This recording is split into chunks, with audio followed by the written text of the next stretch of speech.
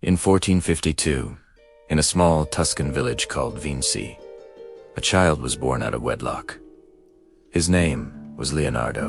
No one could have predicted that this boy, the illegitimate son of a notary and a peasant woman, would become one of the most extraordinary minds in history, a man whose curiosity knew no limits, who would sketch, study, and imagine a future that the world could barely grasp.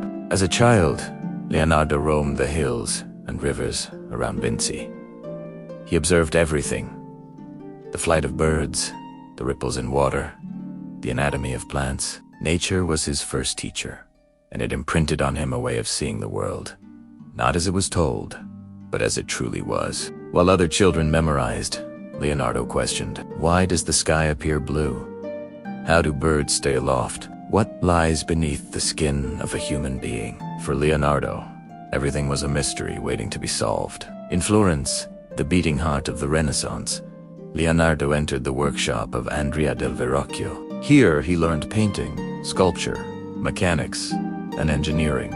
Apprenticeship in such a place was not only about art, it was about the very spirit of invention. The Renaissance was an age of rediscovery, where ancient ideas met new ambition. Leonardo absorbed it all: pigments, perspective, proportion, and soon surpassed his master. Legend has it that when Leonardo painted an angel in Verrocchio's Baptism of Christ, the work was so striking that Verrocchio put down his brush, declaring he could never match his pupil's talent. Whether true or not, it captured a simple fact: Leonardo was different.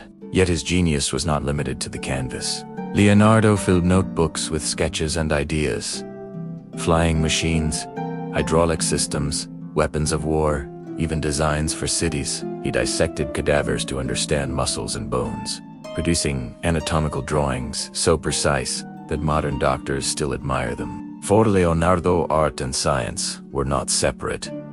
They were the same pursuit: to understand reality and to capture its essence.